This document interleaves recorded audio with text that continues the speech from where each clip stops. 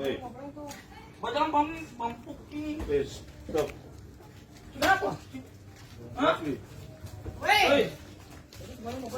Baca apa? Pelan tagor, bodoh. Yang orang pamit. Abdi.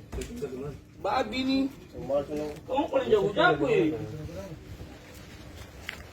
Anak Ketua DPRD Kota Ambon berinisial AT menganiaya remaja hingga tewas gegara tak menegurnya saat masuk kompleks. Korbannya adalah seorang pelajar berinisial RRS berumur 15 tahun. PS Kasih Humas Polresta Pulau Ambon Ibda Janete Luhukai mengatakan peristiwa penganiayaan itu terjadi di kawasan Talake, tepatnya di Asrama Polisi Kecamatan Nusaniwe, Kota Ambon, Minggu 30/7/2023, sekitar pukul 21 waktu Indonesia Timur.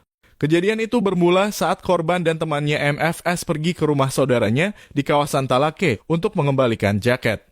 Namun saat keduanya memasuki gapura lorong Masjid Talake, ternyata keduanya hampir bersenggolang dengan pelaku.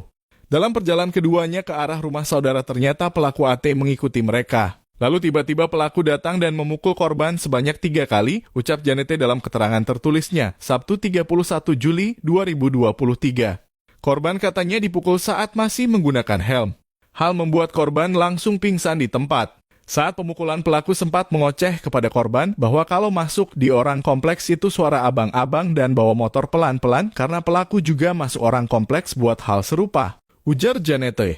Berselang beberapa menit kemudian saudara korban keluar dari dalam rumah dan melihat korban telah tertunduk di atas ter motornya.